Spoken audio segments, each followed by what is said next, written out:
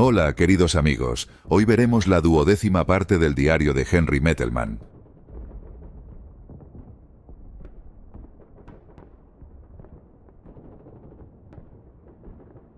Otras armas pesadas.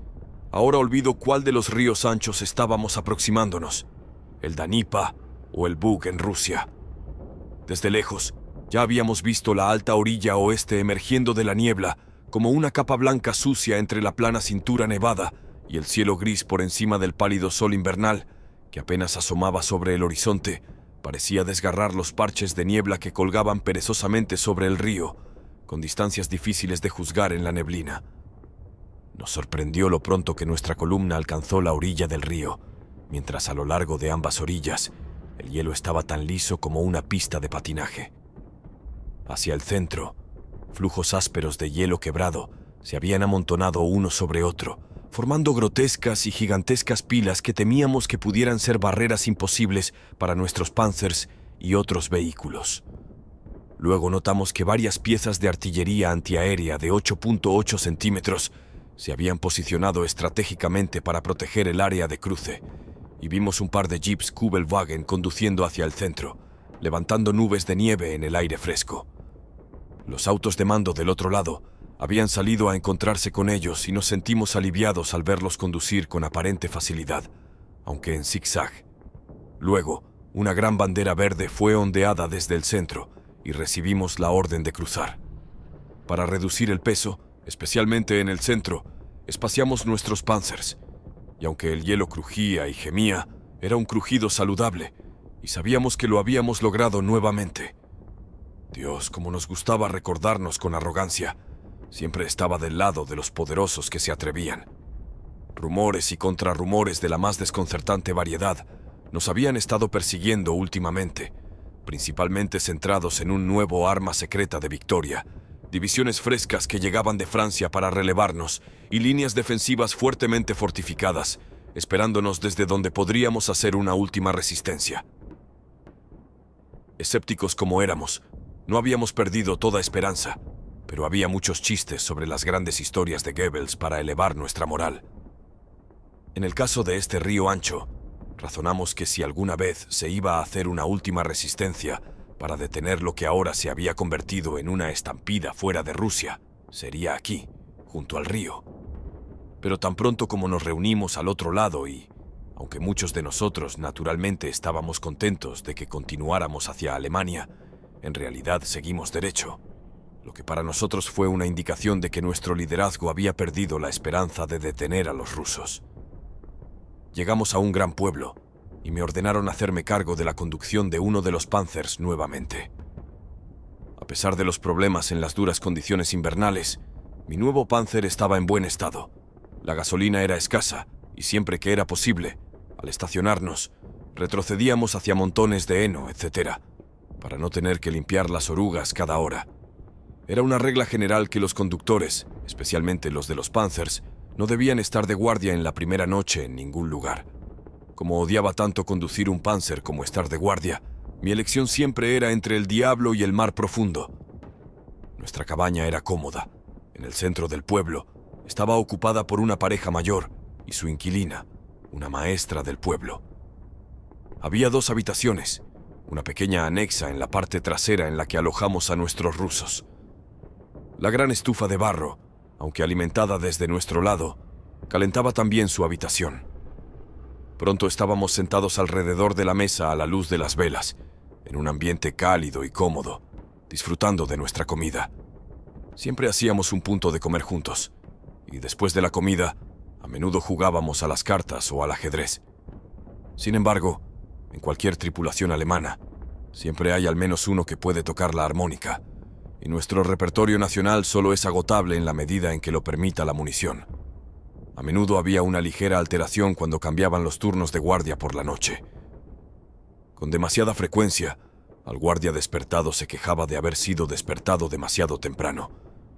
Cuando escuché un poco de alboroto en las primeras horas de una noche, no le presté atención, pero cuando llegó la mañana, supe lo que había pasado.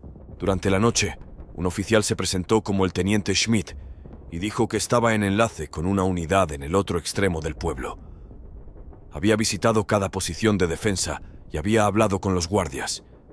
En la noche nevada, llevaba un uniforme alemán perfecto bajo su camuflaje blanco y una capucha sobre su casco. Su acento era fuerte, pero como el de varios oficiales y muchos hombres, como lo exige la disciplina tradicional, ningún soldado tenía derecho a cuestionar a un oficial. El teniente Schmidt no necesitaba responder ninguna pregunta, solo las hacía. Siguió una línea muy simple al principio, criticando a los guardias por algo que no se había hecho correctamente y luego charlando amigablemente con ellos, ofreciendo cigarrillos y dulces. De esta manera, descubrió todo lo que valía la pena saber sobre nuestra comida, personal, gasolina, etc. Cuando llegó la mañana y quedó claro que simplemente no había otra unidad en el otro extremo del pueblo, y ciertamente no había ningún teniente Schmidt, por supuesto, era demasiado tarde. Se sospechaba que aún estaba en algún lugar del pueblo, y nuestra búsqueda rápida de las cabañas, etc. Y los interrogatorios cuidadosos, especialmente de los niños, no dieron resultado. Dada la disposición en la que estábamos, la mayoría de nosotros no ocultamos su respeto por el evidente coraje de este hombre. La siguiente noche, cuando estaba de guardia, estaba listo para él y esperaba que primero viniera a mí, pero innecesario decir que nunca vino. Nos quedamos en el pueblo durante varios días. Grupos de T-34 nos estaban probando todo el tiempo, pero como teníamos armas pesadas y panzers, mantenían una distancia respetuosa. Nuestros 3 rusos en la cabaña no nos causaron problemas una vez que nos acostumbramos los unos a los otros. Venían a nuestra habitación por las noches y se sentaban con nosotros porque era más cálida que la suya. La anciana siempre estaba ocupada con algo y el anciano nunca rechazaba nuestra oferta de tabaco. En ese momento teníamos mucho. Observaba cada uno de nuestros movimientos con ojos de águila. Jugué al ajedrez con él varias veces, pero tuve la impresión de que perdía a propósito porque probablemente pensaba que sería imprudente vencer a un soldado alemán en el ajedrez. Tanya, la maestra, tenía 26 años y provenía de una familia campesina, lo que parecía ser un producto típico de la educación soviética moderna. Al comienzo de la guerra, la habían enviado al pueblo desde la Universidad de Kiev, y cuando nuestras tropas ocuparon la zona en el verano de 1941, se quedó durante la ocupación. Era robusta y muy exuberante, con un rostro bonito y sonrosado, y una sonrisa amigable y encantadora. Su cabello oscuro estaba atado cuidadosamente en la parte trasera de su cabeza.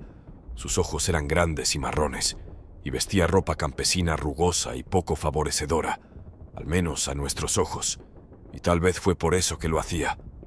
Tanya sabía bastante alemán y le gustaba practicarlo conmigo, ya que siempre estaba ansioso por mejorar mi ruso. Era natural que a menudo nos sentáramos juntos por las noches y conversáramos.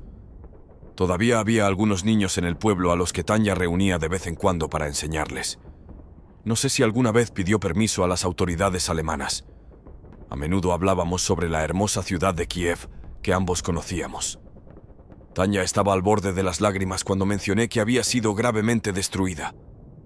«Hermosa Kiev», dijo, «y los alemanes acusan a los soviéticos de ser bárbaros».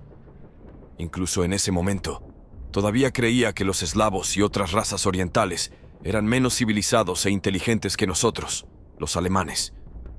Durante las muchas noches juntos, Tanya me enseñó muchas lecciones, y su conocimiento extenso y su capacidad para interpretar en términos marxistas cada aspecto de la vida me asombraron. Tal vez su lección principal para mí fue que se pueden ver eventos y cosas desde ángulos muy diferentes y llegar a conclusiones distintas. Cada vez que intentaba llevarla hacia temas como política, ideología o filosofía, y lo intenté muchas veces, ella siempre se negaba a dejarse llevar. Era evidente para mí que tenía sus propias opiniones firmes sobre estos temas, y a veces podía percibir una expresión de desprecio en su rostro por algo que yo había dicho. 2 o 3 días después, las columnas de tanques soviéticos amenazaron con rodear nuestros flancos, y tuvimos que movernos rápidamente. Con todo listo, aceleré mi motor, y mientras observaba a nuestros oficiales parados en círculo para la discusión de órdenes habitual, se formó un pequeño destacamento bajo el mando de nuestro comandante, compuesto por mi Panzer y un transportador de personal con 10 hombres, para dirigirse hacia el norte durante aproximadamente 20 kilómetros y volar un puente sobre un río. luego girar hacia el oeste nuevamente para reunirse con el grupo del campamento. Un joven teniente estaba a cargo. Llegamos al puente sin incidentes, colocamos cargas explosivas debajo en cada extremo y nos retiramos para observar. Hubo 2 explosiones poderosas que rasgaron el frío aire invernal y luego vino el estruendo, derribando toda la sección central sobre el hielo. El puente había sido bastante nuevo y llevaba una sola vía férrea y una carretera. Continuamos hacia el oeste y pasamos por un pequeño asentamiento industrial con trabajadores y bloques de pisos de 3 pisos justo al lado. Nos sorprendió encontrar una pequeña unidad de las SS y la Luftwaffe que había establecido campamento en uno de los edificios de la fábrica. Al escucharnos llegar, habían pensado que éramos rusos y se habían preparado para darnos una gran bienvenida de fuego y acero. Formaban parte de un grupo de campamento más grande que se estaba moviendo más al norte hacia Polonia y proporcionaban seguridad en el flanco. Después de beber un poco de su café e intercambiar información, seguimos adelante. Hacía un frío glacial incluso dentro del Panzer con el motor en marcha y de vez en cuando escuchábamos el sonido de grietas en el aire frío. El bajo sol blanco atravesaba una capa de nieve, creando un resplandor que nos lastimaba los ojos. Y como no teníamos gafas de sol, nos cubrimos la cara con bufandas y bajamos el casco para evitar la luz deslumbrante.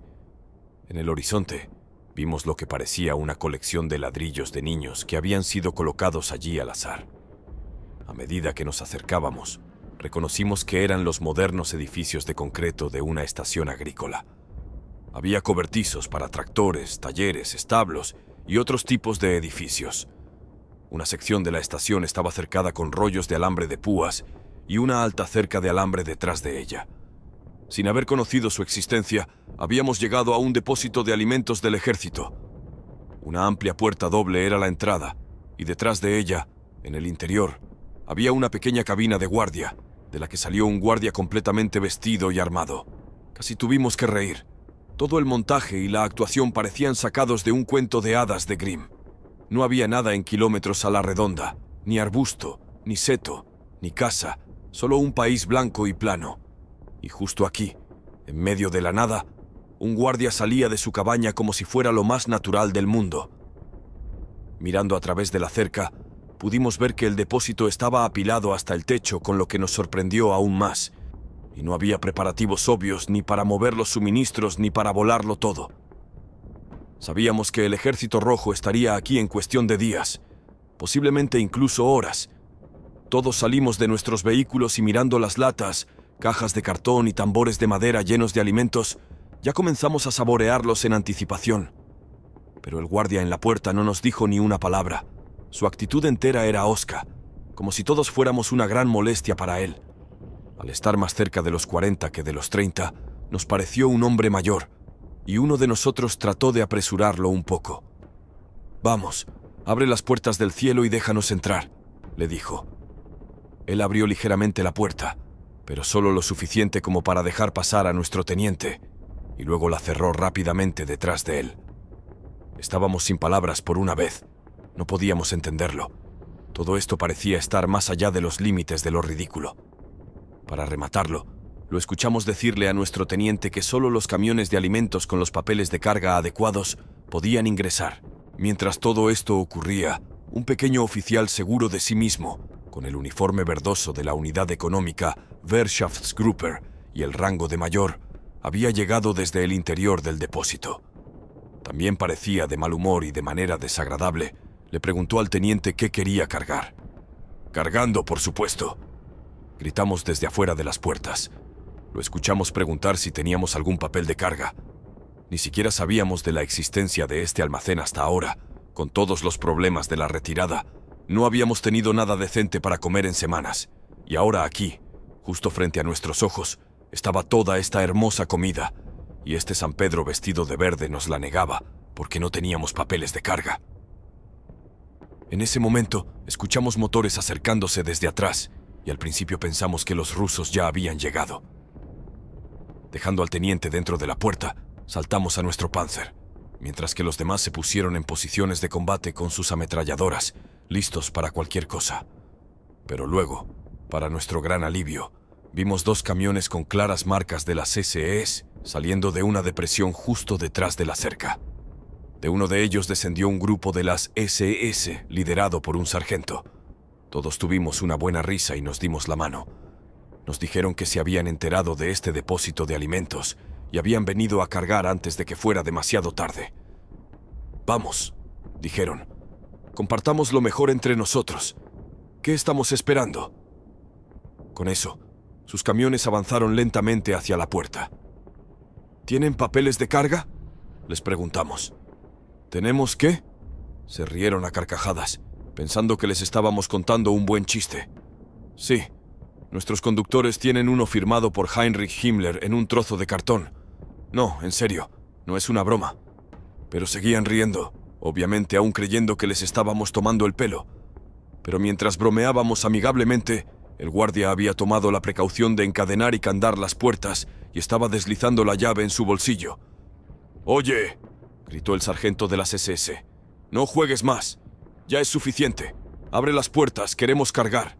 Esto es comida alemana, no tu propiedad personal. Y los rusos están llegando y tomarán lo que no podamos llevar.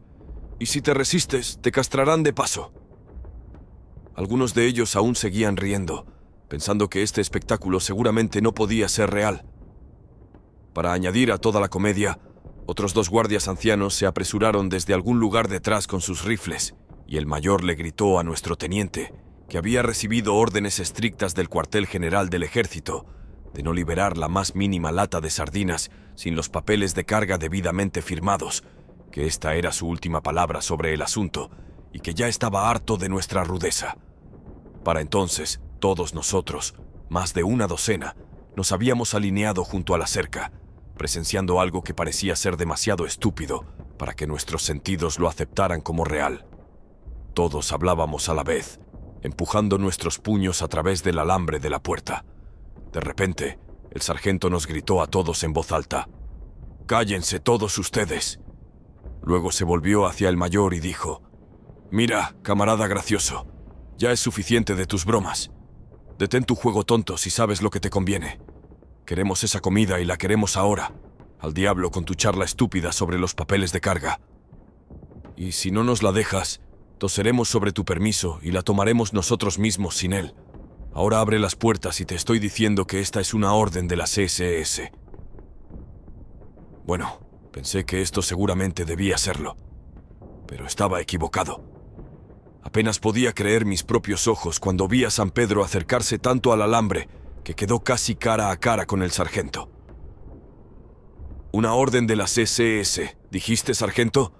¿Qué es eso y quién te crees que eres?». Y luego sacó su pistola del holster de su cinturón y la sostuvo frente a él de manera juguetona. «No, sargento, no es una orden de las SS», gruñó por última vez. «No, yo estoy al mando aquí en nombre de la máxima autoridad del ejército, no de las SS ni de nadie más. ¿Y ahora todos ustedes se quitarán de en medio?». Hubo un profundo silencio, pero luego escuché un limpio clic metálico detrás de mí y supe al instante que, aparte de los mayores, había otra pistola suelta, y luego hubo un fuerte estallido que sonó muy cerca de mi oído. El mayor dio un paso adelante sin decir una sola palabra. Luego cayó de bruces con los brazos extendidos hacia adelante y la pistola deslizándose sobre la nieve. La primera reacción fue la incredulidad. Todos nos volvimos hacia el centro y vi a uno de los hombres de las SS parado justo detrás de mí, con la pistola en la mano. No hubo reproches de su sargento ni de nadie más, solo un demasiado idiota para ser verdad salió lentamente de sus labios. «El bastardo recibió lo que se merecía», dijo mientras me apartaba y se acercaba a la puerta. «Ahora, abuelo, desbloquea y date prisa», le gritó al guardia, que sabíamos que tenía la llave en su bolsillo y que ya no causó más problemas, y desbloqueó la puerta con manos temblorosas. 2 de nosotros tuvieron que pasar a través de la puerta para apartar el cuerpo primero, para que pudiéramos abrir completamente las puertas, y luego todos nosotros ingresamos. Las SS con sus 2 camiones, yo con mi Panzer y el vehículo de personal. Para ese momento, probablemente alarmados por el disparo y el ruido de los motores, habían llegado más guardias y prisioneros rusos desde atrás, pero una vez que evaluaron la situación, y uno de nosotros les gritó en alemán roto que éramos el ejército rojo con uniformes alemanes y que íbamos a liberarlos de su comida, desaparecieron tan rápido como habían llegado. Rompimos puertas y cerraduras cuando nos bloquearon el paso e intercambiamos nuestras descubiertas. La mayoría de nosotros, siendo viejos veteranos, no podía recordar haber tenido comida decente como esta en años. Nos miramos y sonreímos. Esto realmente era como el cielo. Partes de reses, cerdos y corderos colgaban de ganchos en un gran almacén. Había pan, montones de él, grandes paquetes de mantequilla, chocolate, miel y cubos de mermelada. No había fin a nuestros hallazgos. En uno de los almacenes traseros, cuya cerradura tuvimos que forzar con una barra transversal, encontramos cajas de coñac de alta calidad, champán de todo tipo, vinos, vodka y aguardiente. Mientras que las SS tenían la ventaja con sus camiones, nosotros teníamos un problema grave de carga. Cada hueco disponible, cada nicho, estaba lleno solo con lo mejor de la comida de alta calidad que encontramos. Usamos cuerdas para atar carne, mantequilla y otros paquetes grandes al cañón, de manera que al final parecíamos un camión de mudanzas sobrecargado. Desde lejos, el enemigo nunca hubiera creído que éramos un Panzer de combate. Vi a nuestro teniente y al sargento de las SS parados amigablemente juntos, discutiendo lo que sospechaba que era algún tipo de acuerdo caballeroso, mientras fruncían los labios, ponían sus dedos rectos contra sus labios y se reían sucias risas. Luego noté que el sargento se acercó a los guardias y les dijo algo en serio, subiendo a través de los paquetes a mi asiento de conductor. Me di cuenta de que si necesitábamos entrar en posiciones de combate rápidamente, nunca lo lograríamos. Mientras salíamos por la puerta, el hombre de las SS con la pistola vino corriendo y me hizo señas para que me detuviera. Había tomado algunas copas ya y quería estrechar la mano de cada uno de nosotros nuevamente para asegurarnos su amistad eterna. Y cuando tomó la mía, mirando en la dirección del cuerpo, dijo: «Mantengan sus oídos al viento, camaradas. ¿Quién sabe qué nos depara el mañana?». Luego añadió como una reflexión tranquila: «Tiene buenos botines también, demasiado buenos para los rusos. Fue un tonto, por eso se convirtió en víctima de las circunstancias». Mientras conducía por el Jägerbrand, pasamos finos coñacs de calidad de mano en mano, y cuando una botella se vaciaba, se reemplazaba por una llena. Fue rápidamente sustituido. Afortunadamente el terreno era plano, y no había zanjas que pudiera ver, y me di cuenta vagamente de por qué el vehículo de personal delante de mí se movía de manera peculiar en medio del estruendo de nuestro motor. Surgieron las mejores canciones de los soldados alemanes. Cada garganta, incluida la mía, dio lo máximo. Hubo una gran alegría, no tristeza y ciertamente no arrepentimiento. Había tanta muerte a nuestro alrededor que la de San Pedro no hacía ninguna diferencia después de unas pocas kilómetros. Alguien en el vehículo de personal me señaló que parara. Vi al teniente salir y nos hizo señas a todos para que nos reuniéramos. Luego intentó subir a mi Panzer para dar un discurso después de resbalar y caerse varias veces. Lo dejó como un trabajo perdido y pronunció su discurso desde el nivel del suelo. El meollo de sus palabras embarradas fue, como todos sabíamos, que habíamos llegado a un depósito de alimentos alemán que una unidad de avance rusa debió haber saqueado antes de nuestra llegada, y naturalmente habíamos tomado lo que queríamos de lo que quedaba. Luego hizo una observación sensata de que todos comprendíamos lo que nos sucedería si alguna vez se descubría la verdad. Todos hicimos caras serias como pudimos y asentimos en acuerdo camaraderil, incluso con nuestros cerebros extremadamente confundidos. Entendimos demasiado bien lo que quería decir. Ya era convenientemente oscuro cuando nos reunimos con nuestro grupo de campamento. Hubo cierta confusión cuando nos acercamos, ya que ninguno de nosotros podía recordar los colores y la secuencia acordados de bengalas que debían dispararse. Afortunadamente, todos en nuestro grupo de campamento estaban sobrios y nos reconocieron mucho antes de que los viéramos. Durante la noche, nuestros oficiales tuvieron una gran fiesta. El canto continuó hasta que amaneció. El coñac y todas las otras cosas hermosas fueron muy demandados, y probablemente como resultado de la fiesta, no se hicieron muchas preguntas incómodas. En términos de coñac, ¿cuál es el precio de una vida humana? Especialmente en momentos como estos cuando rompimos el campamento al día siguiente, La mayoría de nosotros nos sentimos terribles. También hubo una punzada, no tanto de conciencia, sino de preocupación por lo que sucedería si los guardias del depósito finalmente alcanzaban nuestro campamento. Pero luego Iván resolvió ese problema más tarde, cuando aparecieron sus T-34 en el horizonte más allá del cual sabíamos que estaba el depósito. Silenciosamente esperábamos que ningún prisionero se hubiera escapado. ¡Qué último giro de ironía! Vi al teniente esa noche. Llevaba una botella en el bolsillo grande de su abrigo y me ofreció un trago generoso. No mencionó nada sobre lo que había sucedido el día anterior, pero dijo algo reflexivo sobre la buena nieve que cubre todas las evidencias. Levantó la botella hacia el este. «Maldita sea», dijo. «Iván, eres un diablo. Nuestro brindis de corazón hacia ti». Eso me dio otra oportunidad de tomar un trago, y luego la sostuve alto en el aire y dije: «A Iván y a la nieve que todo lo cubre». Ambos nos sonreímos sabiamente, y luego tomamos otro trago. Ya había poca duda de que la situación general se había desmoronado, que estábamos en una huida precipitada de Rusia y que solo alguna maravilla, de la que Goebbels seguía hablando en casa, podría salvarnos. Cada retirada se informaba como un enderezamiento de la línea del frente, y cada división que venía de Francia para detener la decadencia en el este no lograba llegar, aunque en general la disciplina seguía siendo fuerte. Escuchamos informes de amotinados y desertores siendo fusilados, y no nos sorprendió en absoluto. En general, nosotros, los soldados ordinarios, decíamos muy poco porque teníamos que tener cuidado, pero el resentimiento iba profundo, y pocos dudaban ya de que nos habían mentido durante años. La certeza de que cada día nos acercábamos más a la frontera polaca le daba a todas nuestras acciones un duro filo. El cielo y el suelo llevaban aguaceros de nieve salvaje impulsados por vientos amargos y se fusionaban con el horizonte nevado.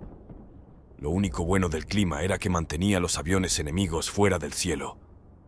Ya estaba oscureciendo cuando entramos en el pueblo. Se había convertido en una costumbre del ejército darle a los pueblos un nombre alemán para facilitar su identificación, y a este lo llamamos Nordhausen. En nuestra arrogancia, ni siquiera queríamos saber su nombre ruso. Al llegar, descubrimos que otras pequeñas unidades rezagadas ya habían ocupado muchas cabañas. Había tensión y confusión.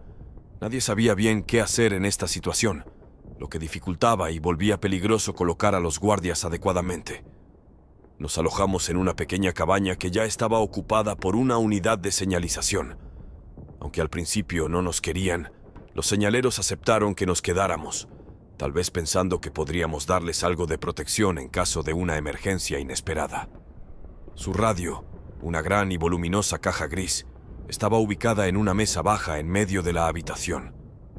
El techo era tan bajo que los más altos entre nosotros tenían que agacharse ligeramente, y con varias velas en posiciones extrañas y una estufa crepitante en la estufa, se creó un ambiente de comodidad similar a la de un refugio alemán, aunque el significado preciso de esto realmente no puede traducirse a ningún otro idioma.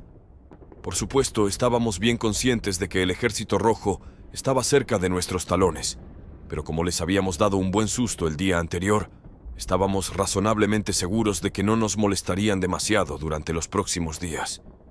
Había estado de guardia hasta aproximadamente la medianoche y había estado caminando arriba y abajo por la calle del pueblo, observando el páramo blanco y gris más allá en busca de señales del enemigo.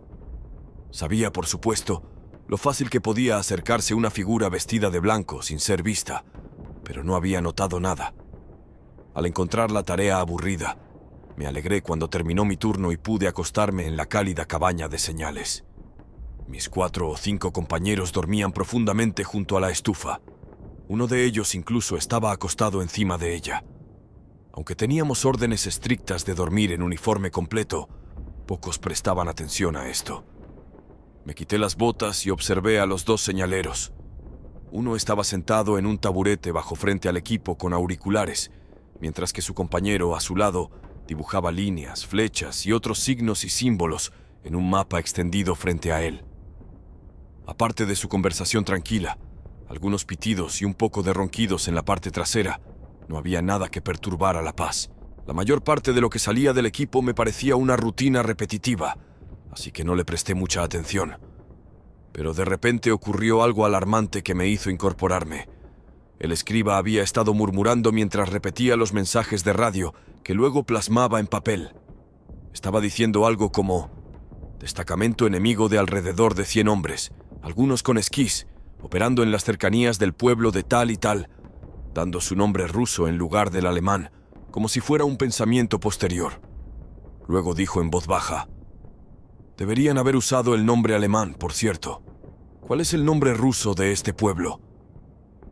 Ambos miraron el mapa y al mismo tiempo se dieron cuenta de que se trataba de nuestro propio pueblo, Nordhausen, sobre el que versaba el mensaje y que los rusos se acercaban, como picados por un escorpión.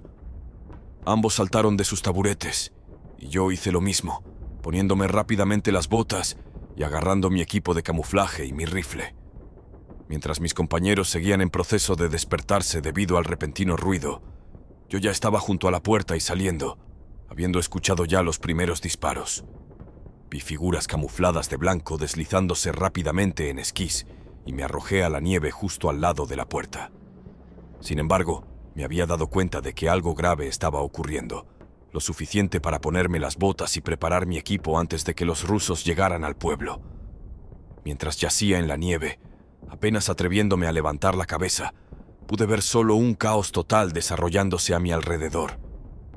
Una luz tenue se derramó sobre la nieve hacia mí, cuando la puerta de una cabaña frente a mí se abrió de golpe y varios de mis compañeros salieron a rastras. Los rusos habían estado esperando eso, y ninguno de ellos logró avanzar más de 3 metros más allá del umbral. Más puertas se abrieron a lo largo de la calle, se efectuaron más disparos, y más cuerpos sin vida quedaron en la nieve. Escuché los gritos de agonía, de dolor y de completa frustración, tumbados inmóviles en la nieve blanca.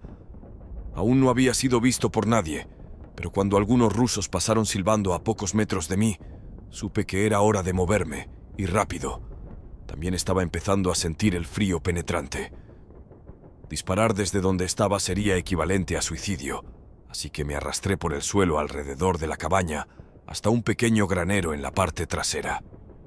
Afortunadamente no había nadie cerca y pude correr en cuclillas lo más rápido que pude, alejándome de la fila de cabañas y adentrándome en la oscuridad de la noche invernal, cubierta de nieve. Mi suerte continuó. No dispararon un solo tiro tras de mí. Sin embargo, ahora estaba solo y asustado, y concentré todos mis sentidos en todo lo que me rodeaba.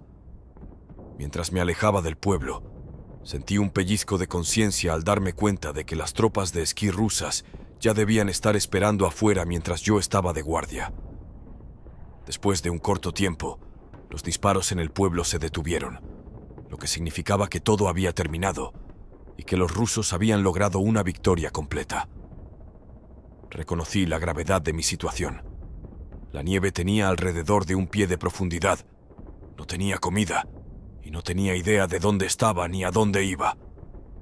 Estaba nevando ligeramente, no tenía brújula y había perdido por completo mi sentido de la dirección. Luego, de repente, de la oscuridad que lo cubría todo, estaba seguro de que escuché voces que se acercaban a mí. Venían hacia mí y me tendí en la nieve y escuché, sintiéndome muy asustado. Pero cuando estuvieron lo suficientemente cerca, estaba seguro de que eran alemanes, y cuando pude distinguir sus figuras, los llamé en alemán. Su primera reacción fue lanzarse a la nieve, y pasó un tiempo antes de que estuviéramos seguros de que era seguro presentarnos y contar nuestras historias. Había 9 de ellos, algunos de mi unidad, uno era teniente y otro sargento. No les dije que había estado de guardia justo antes del ataque ruso. Afortunadamente, habían recuperado un bote de fondo plano con algo de comida, mantas, rifles y municiones. Habían tenido una experiencia similar a la mía, pero su cabaña se había inclinado hacia atrás y habían podido salir sin ser vistos. No habían escuchado ninguna alarma y estaban muy enojados por la actuación de los guardias. Ninguno de nosotros tenía duda de que todos los alemanes en el pueblo, que debían de ser más de 100, habían sido eliminados, excepto nosotros. El teniente tenía una brújula y una idea aproximada de la geografía. Caminamos durante muchas horas hasta la mañana. Nuestro estado de ánimo estaba en su punto más bajo, y nadie tenía ganas de hablar. Luego, 2 de ellos comenzaron a pelear. La discusión era sobre nuestro derecho a haber entrado en Rusia en primer lugar y si estábamos recibiendo lo que merecíamos. Uno de ellos era un nazi todavía lleno de ideas grandiosas, mientras que el otro obviamente no lo era. Cuando la pelea se volvió tan feroz que amenazaba con convertirse en una pelea física, el teniente tuvo que intervenir y ordenarles que se detuvieran de inmediato. Cuando amaneció al este, llegamos a un pueblo que parecía surgir de la oscuridad frente a nosotros. La guerra ya lo había arrasado en 1941, y todas sus 3 docenas de cabañas aproximadamente estaban quemadas y se habían derrumbado sobre sí mismas. No se veía a ningún ser vivo. Decidimos quedarnos todo el día. Al menos podríamos tener 4 paredes, aunque desoladas, a nuestro alrededor como protección contra el viento cortante, y había suficientes vigas medio quemadas para hacer un buen fuego. Después de cocinar rápidamente y hacer café, mis compañeros se instalaron alrededor del fuego sobre mantas, mientras yo era el primero en el turno de guardia. Paseé alrededor, y detrás de una de las cabañas encontré varios cadáveres humanos congelados, partes de los cuales habían sido comidas por perros salvajes. Al seguir caminando, noté humo que se elevaba desde una de las cabañas más abajo en la calle.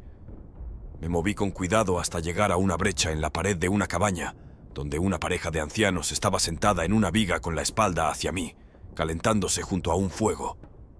El hombre llevaba ropa raída y gruesamente acolchada y un gorro de piel desgarrado con solapas que colgaban a los lados. La mujer llevaba un largo abrigo campesino oscuro que dejaba ver solo una pequeña parte de su rostro. Acababan de terminar de comer, ya que una sartén, algunas placas de hojalata y tazas, junto con otros utensilios, yacían en la nieve junto a ellos. Estaban en proceso de poner puñados de nieve en una pequeña olla para derretirla sobre el fuego.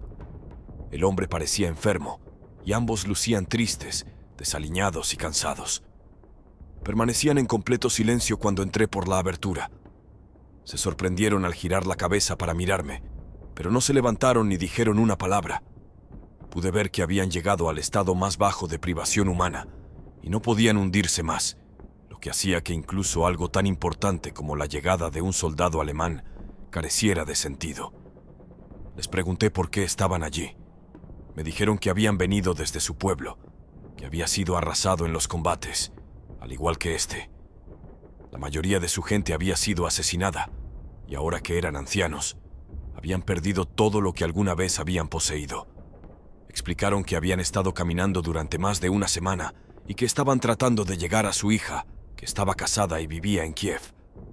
Les dije que nunca llegarían allí, ya que Kiev estaba a varias cientos de kilómetros de distancia, con ejércitos enemigos en medio, y que su hija probablemente era su única esperanza.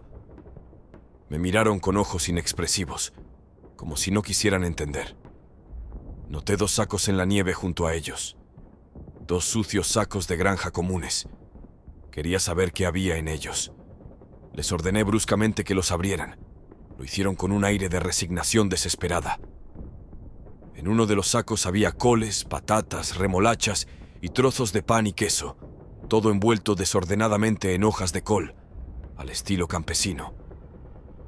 En el otro saco había ropa enrollada, algunas tazas de hojalata y una olla. Les dije que recogieran sus cosas y se fueran, pero ambos preguntaron por qué. No le estaban haciendo daño a nadie, y estaban cansados, y tenían la intención de quedarse a pasar la noche. Luego, el anciano me hizo señas para que fuera a la ventana y señaló algunas pajas desplazadas en el camino, desde donde esperaban hacerse una especie de cama. Tenía poco más de 20 años, y al mirarlos pensé que podrían haber sido mis abuelos, de pie allí con sus botas de fieltro gastadas, tan desgastadas y miserables. ¿Cómo debía haber parecido a sus ojos, de pie allí, todopoderoso con mi rifle? Les permití que fueran a su paja caída. La anciana me preguntó si tenía fósforos, y le di algunos. Cargaron sus incómodos sacos sobre sus hombros, ayudándose mutuamente, mientras yo permanecía allí sin hacer nada. Los vi caminar lentamente por la calle del pueblo y noté que les costaba caminar en la nieve. Kiev, pensé, débiles y ancianos como están y con la nieve, nunca lo lograrán, Escuché que fueron desafiados más adelante en el camino por uno de mis compañeros, y le grité que los dejara ir, ya que los había encontrado en orden. Los vi llegar a la ruina con esas pajas y comenzar a jalar la paja para hacer una cama. Pasé el resto del día en una tabla ancha arropado en mantas junto al fuego. La miseria era abrumadora. Si hubiera muerto allí mismo, en ese momento, realmente no me habría importado. Cuando oscureció, rompimos el campamento y dejamos el pueblo para avanzar hacia el oeste durante la noche. Uno de mis compañeros, que había patrullado el pueblo mientras yo dormía, me dijo que una anciana había venido y le había dicho que pensaba que su esposo se estaba muriendo y que no sabía qué hacer. ¿Fuiste a ver? Por supuesto que no. ¿Para qué? Después de todo, solo son rusos, y muchos de ellos, así como de nosotros, tienen que morir todo el tiempo.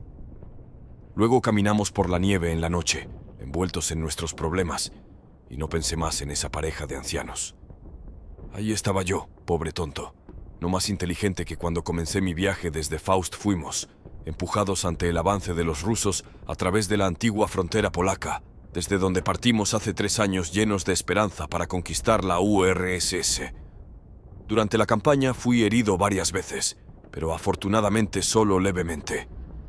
Luego sucedió de nuevo, no lejos del río Sun y la gran ciudad de Přítamisil. Fui alcanzado por un fragmento de concha que finalmente me aseguró un lugar en un transporte de la Cruz Roja de regreso a Alemania. ¿Qué recibimiento fue ese? Habíamos oído hablar, por supuesto, de los ataques aéreos aliados en las ciudades alemanas, pero lo que vimos desde nuestras ventanas superó con creces lo que esperábamos. Nos conmocionó hasta lo más profundo de nuestro ser. ¿Era esto por lo que habíamos estado luchando en el este durante varios años? Y sin embargo, todavía había un núcleo duro entre nosotros que, al discutir el horrible espectáculo, no podía ver la conexión entre estas cenizas y lo que habíamos hecho en Rusia.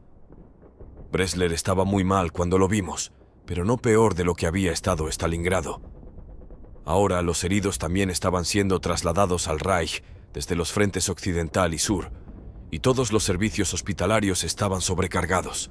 Pasamos por Dresden, Leipzig, Halle, Magdeburgo, etc. A veces fuimos atacados por aviones, pero nuestros vagones tenían grandes cruces rojas en sus techos, y desafortunadamente no nos pasó nada. Finalmente, fuimos descargados en un hospital de emergencia en Gütersloh, en Westfalia. Los rostros de los civiles eran grises y cansados, y en algunos de ellos incluso podíamos ver resentimiento, como si fuera nuestra culpa que sus hogares hubieran sido destruidos y que tantos de sus seres queridos se hubieran quemado hasta quedar convertidos en cenizas. Sonriendo irónicamente, nos recordamos mutuamente que Hitler mismo había prometido a sus soldados que la gratitud de la patria hacia ellos estaría asegurada para siempre. Pero nos dimos cuenta de que esas solo habían sido palabras y que la fría realidad era muy diferente. A pesar de eso, muchos de nosotros esperábamos algún tipo de comité de recepción con flores y discursos en la estación de tren.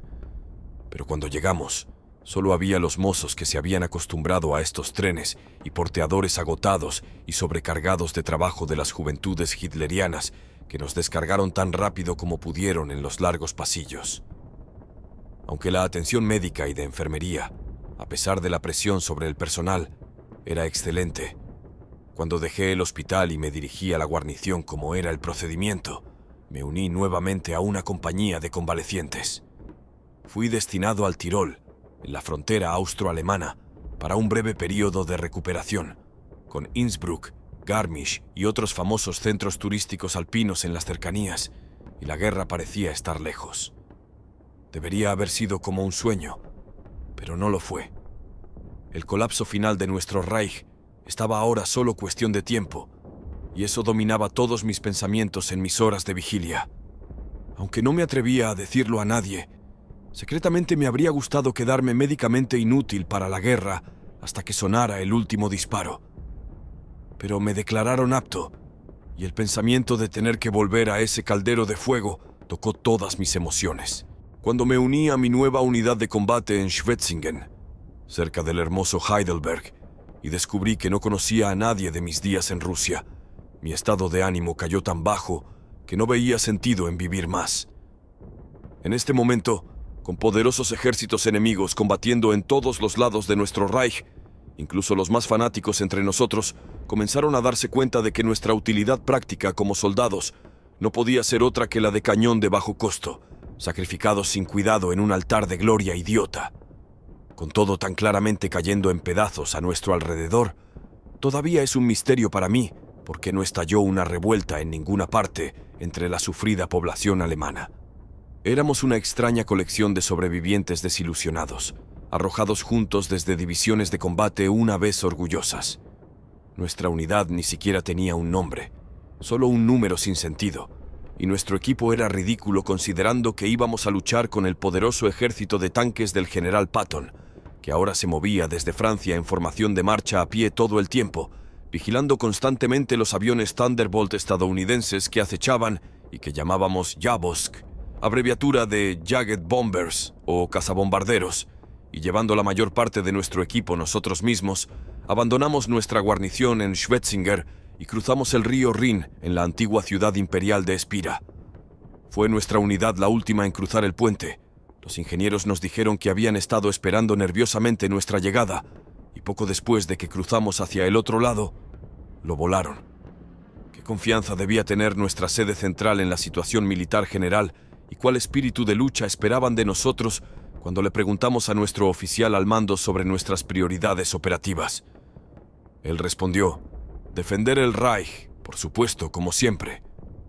Y cuando señalamos que el verdadero Reich estaba al otro lado del río y que con el ejército de tanques de Patton acercándose, sentíamos que nos estaban sacrificando, sugirió, evidentemente no sintiéndose muy contento con lo que podría pasarle a su propia piel, que debíamos tener cuidado con hacer comentarios impertinentes.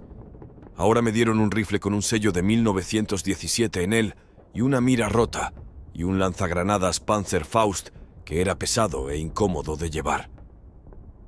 Era marzo, y la primavera llegó temprano ese año en el Valle del Rin, y el clima era muy agradable. Pero sabíamos que el destino estaba en un equilibrio muy delicado, y de cualquier manera que se resolviera, la guerra no podía durar mucho más. Sería infinitamente mejor encontrarnos cerca del Rin de Alemania que en las llanuras nevadas de Rusia. Joseph Goebbels, mientras tanto, hacía grandes discursos desde Berlín sobre las armas secretas que cambiarían el rumbo de la guerra y llevarían a un Götterdämmerung, el crepúsculo de los dioses que conduciría a la victoria final. Pero pocos de nosotros, sombríos y desconfiados, le prestábamos atención. Era una mañana gris y temprana, cuando nuestras canciones se desvanecieron en un melancólico y triste murmullo.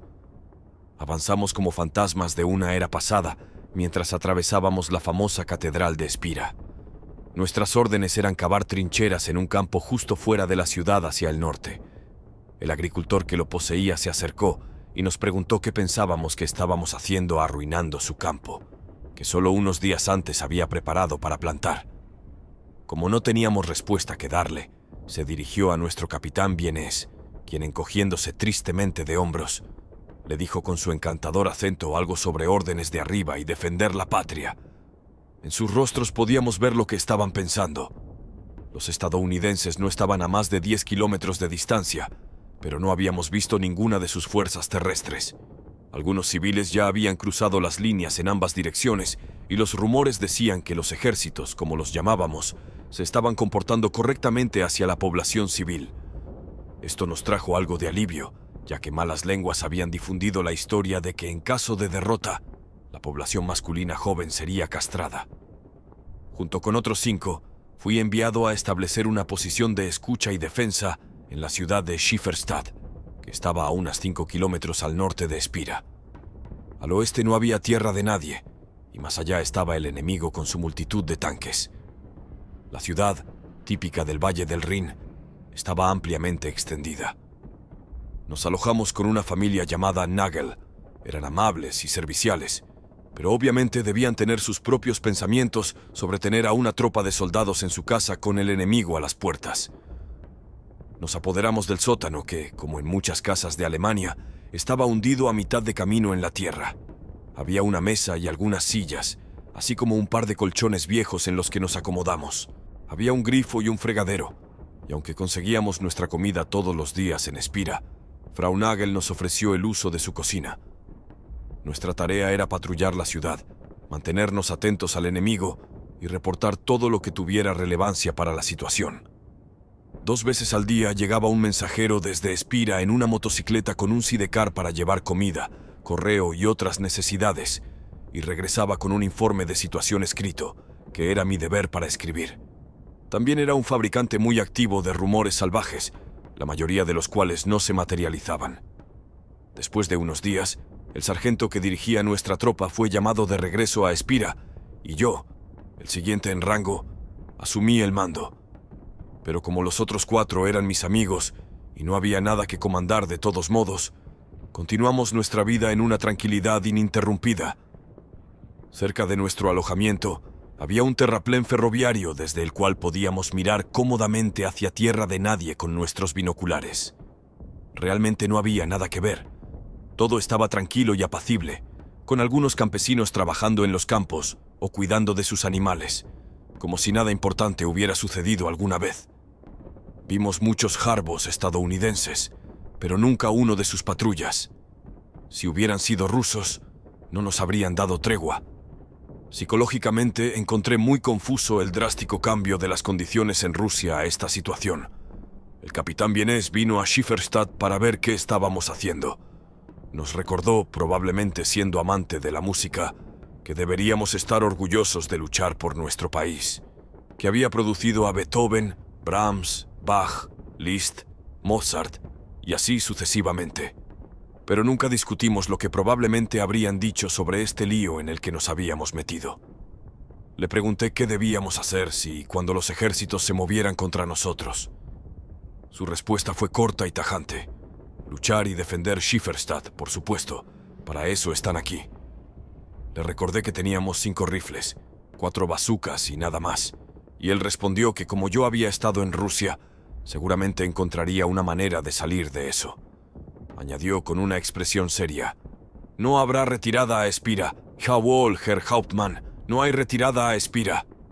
Nos miramos y creo que ambos entendimos. Revoloteando por el lugar, uno de nosotros encontró una motocicleta BMW militar abandonada, escondida detrás de fardos de paja en un granero. Aunque hacía mucho ruido y humo, logramos ponerla en marcha. Las cosas mejoraron considerablemente, ya que ahora podía patrullar la ciudad sobre 2 ruedas. Fue alrededor del 10 de marzo cuando nuestro mensajero trajo la esperada alarma secreta de advertencia, lo que significaba que el ejército de Patton se estaba preparando para avanzar contra nosotros. No sabíamos por qué debía ser secreta, y se lo decíamos a cualquiera que estuviera interesado. A partir de ese momento, teníamos que patrullar la ciudad en uniforme de batalla completo y llevar nuestras armas con nosotros. En una de estas ocasiones, fui detenido por un grupo de mujeres que querían saber qué íbamos a hacer cuando llegaran los estadounidenses. Señalaron que su ciudad aún no había sido dañada y que querían que siguiera así. Me rogaron que no fuera tonto y comenzara a pelear con los ejércitos en las calles, ya que solo terminaría en muerte y destrucción innecesaria.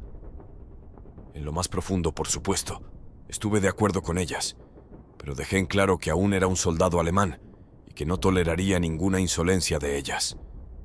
Más mujeres se reunieron a nuestro alrededor y descansé mi bazuca en la entrada de una tienda de productos químicos detrás de mí. El ambiente se volvió hostil y comenzaron a burlarse de mí abiertamente. Cuando reírse de mí se volvió tan obvio y no entendí por qué era tan gracioso. Simplemente tuve suficiente y decidí marcharme. Pero cuando me di la vuelta para recoger mi bazuca, me di cuenta de por qué se habían estado riendo. Mi bazuca se había ido. Alguien la había robado mientras los demás me habían involucrado en una discusión, y no había notado que habían violado mi regla fundamental de soldado, que es mantener mis armas seguras. Sintiéndome humillado y furioso, comencé a gritarles, pero cuando eso no tuvo efecto, intenté razonar. Por favor, devuélvanme mi bazuca, por favor, porque si no lo hacen estaré en problemas. Pero nadie me tomó en serio. Muchas de ellas se rieron y luego simplemente comenzaron a alejarse, dejándome solo delante de la tienda de productos químicos sin mi bazuca. Cuando regresé a nuestro refugio pensé mucho en lo sucedido, porque perder un arma podía significar un juicio militar. Por lo tanto, Me sentí aliviado cuando todos mis compañeros estuvieron de acuerdo en que no debía informar nada y esperar a ver qué sucedía. Luego llegó el 17 de marzo de 1945. Un mensajero llegó desde Espira en las primeras horas de la mañana para advertirnos que los ejércitos estaban a punto de moverse en cualquier momento. El sol había salido en un cielo despejado y era una hermosa mañana cálida cuando regresé a las 6 de la guardia. La ciudad seguía durmiendo y todo parecía en paz. A las 7 en punto me despertaron de nuevo. El guardia había visto la columna estadounidense avanzando hacia nosotros por la carretera abierta. Todos nos apresuramos al terraplén y allí estaban. Una serpiente gris, larga y desordenada. La carretera por la que venían era estrecha, con cerezos a ambos lados. Los tanques pesados encabezaban la columna, levantando una nube de polvo, seguidos por otros más ligeros, y luego venían vehículos semiorugas, jeeps y camiones que transportaban todo tipo de artillería y cañones. Toda la cabalgata parecía una salida de domingo. ¡Qué ejército tan extraño! A los lados la infantería avanzaba por los campos abiertos, manteniéndose en línea con los tanques. La columna y la línea se acercaban cada vez más. Aún estaban a más de 1 kilómetro de distancia, pero ya se podía escuchar el zumbido y el traqueteo en el aire claro, y el rugido de los jabos arriba. Cuando calculamos que estarían a solo media hora de distancia, decidimos volver a nuestro refugio. En las casas a ambos lados de la calle, vimos los primeros signos de rendición popular. Había sábanas de cama blancas colgadas de las ventanas abiertas, tal como los miles de panfletos arrojados desde el aire habían aconsejado. Me pregunté de cuántas de esas ventanas la bandera con la esvástica había ondeado en la brisa nazi no hace mucho. Les gritamos a algunos que los ejércitos estaban en camino y les dijimos que se metieran en sus casas, pero nos hicieron poco caso, y pensé que detecté una expresión de alivio en muchos de sus rostros. De regreso en el sótano, apoyamos nuestras armas en la esquina, preparamos café y nos sentamos alrededor de la mesa para discutir la situación y qué debíamos hacer. Mis amigos eran todos más jóvenes que yo, aunque yo aún no tenía 23 años, y yo era el único que había estado en Rusia. Me sentí responsable de encontrar alguna especie de solución. Luchar y morir estaba fuera de discusión. Ni uno de nosotros siquiera lo mencionó. Cuando escuchamos los primeros tanques sobre los adoquines afuera, me sentí aliviado porque su aparición efectivamente había quitado la toma de decisiones de mis manos. Miré mis relucientes medallas que me habían dado en la campaña de Rusia y me pregunté para qué me servirían ahora y si no sería sabio quitármelas. El sótano temblaba y podíamos ver las huellas a través de una ventana sucia cerca del techo. A pesar de ser yo mismo un hombre de tanques, nunca los había mirado desde esta posición, ni había pensado en cómo debieron sentirse los civiles rusos cuando nos veían entrar en sus pueblos y aldeas. Después de los tanques, venían los demás vehículos, moviéndose muy lentamente y sin disparar ni un solo tiro. Y luego vimos las patas que pertenecían a la infantería, los verdaderos ocupantes de la ciudad. Las patas son patas, pensarían muchos, pero estas se veían muy diferentes a las nuestras, extrañas. No había botas de jack con suelas duras de cuero y clavos de hierro, solo botas marrones a veces llegando hasta los tobillos, y todas tenían suelas de goma, deslizándose de manera tan militar por el pavimento. Acordamos que ahora teníamos dos opciones: escapar durante la noche o quedarnos y decidir por la mañana. Nunca nos atrevimos a subir las escaleras y mirar hacia las calles para calmar nuestros nervios. Jugamos innumerables juegos de skat, y solo hacia la tarde los Nagel vinieron a informarnos sobre lo que habían escuchado que estaba sucediendo en la ciudad.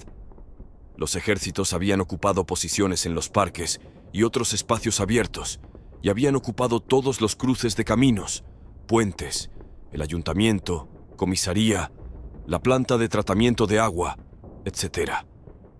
Aunque el alcalde y otras figuras importantes habían sido detenidos, no se había utilizado fuerza excesiva.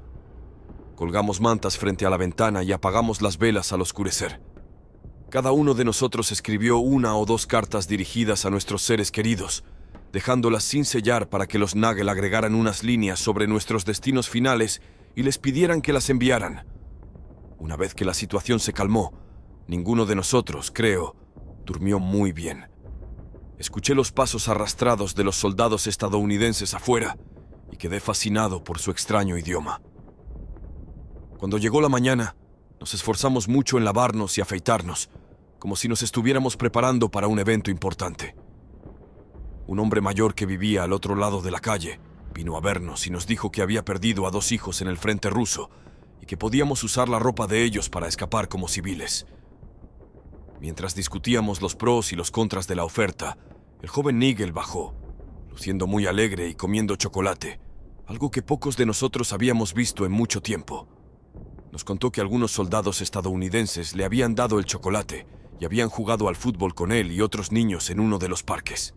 También mencionó que habían colocado varios carteles afuera del ayuntamiento, y uno de ellos decía que cualquier soldado capturado más de 24 horas después de la ocupación de la ciudad perdería la protección de la Convención de Ginebra y sería tratado como un partisano o terrorista. Bueno, ¿qué íbamos a hacer ahora? Las 24 horas casi habían pasado, y al compartir con mis amigos lo que les sucedía a los partisanos en Rusia, tomé la decisión por todos nosotros. Agradecimos al hombre mayor, pero no quisimos saber más sobre vestirnos como civiles. Como todas las miradas estaban ahora en mí para tomar una decisión, dije: «Está bien, nos vamos a rendir y lo haremos ahora». Nadie expresó objeción alguna. Mientras estábamos allí, mirándonos y pensando en mis años en Rusia, nunca habría creído que todo terminaría de esta manera, en un sótano alemán. Había crecido cerca de la ciudad portuaria de Hamburgo, y mi conocimiento del inglés era bastante limitado, pero sabía lo que significaba la palabra surrender y cómo se pronunciaba. Caminé por el sótano ensayando surrender, surrender, y mis amigos pensaron que sonaba bien. Nos vestimos con el uniforme completo como si fuéramos a un desfile. Mi abrigo, aunque yo medía casi 6 pies de alto, me quedaba demasiado grande y llegaba hasta mis tobillos, lo que me hacía parecer una especie de tienda de campaña ambulante. Luego, sujeté una toalla blanca sucia a un palo de escoba y llevé un pan bajo el brazo, por si acaso. Me despedí de la familia Nagel y salimos del sótano. Resultó que habíamos elegido el momento incorrecto. Un grupo de mujeres que charlaban estaba parado en la acera opuesta y nos miró con sorpresa burlona. Una de ellas dijo algo sobre la última esperanza de Hitler. Miramos arriba y abajo de la calle, pero no había ningún soldado estadounidense en ninguna parte. Decidimos seguir caminando, conmigo al frente con mi toalla sucia atada a un palo en ese largo abrigo que debía habernos hecho parecer una procesión de monjes. Cuando llegamos al siguiente cruce de caminos, vimos a 2 soldados estadounidenses caminando hacia nosotros desde la izquierda. No llevaban armas y tenían las manos en los bolsillos. Silbaban, y cuando les hice señas con mi escoba y grité: «Surrender, surrender», deben haber malentendido y probablemente pensaron que queríamos que se rindieran ante nosotros. En cualquier caso, giraron sobre sus talones y corrieron tan rápido como sus piernas pudieron llevarlos, desapareciendo de nuestra vista en alguna puerta.